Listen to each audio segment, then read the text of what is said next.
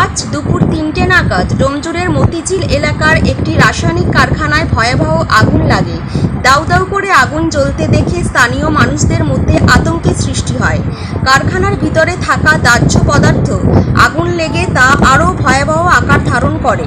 দমকলের বেশ কিছু ইঞ্জিন আগুন নেভানোর চেষ্টা করছে। কারখানার পার্শ্ববর্তী হোগলা বনেও আগুন ছড়িয়ে পড়ে। কারখানায় স্ট্রাইক চলায় হতাহত এড়ানো গেছে। এই প্রতিবেদন লেখা পর্যন্ত আগুন নেভেনি। দমকলের আরও ইঞ্জিন আগুন নেভানোর জন্য ঘটনাস্থলে আসছে।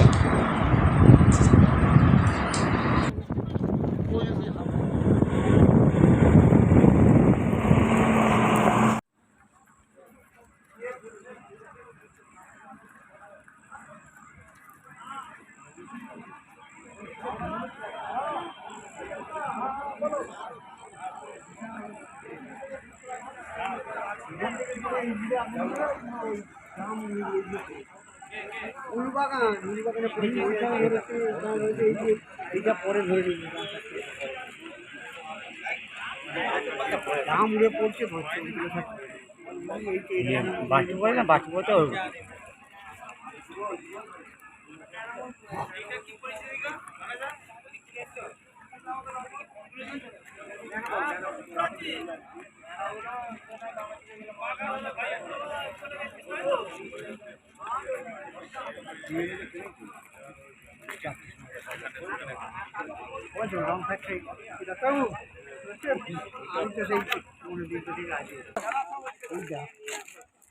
ওদিকে যাও সবাই।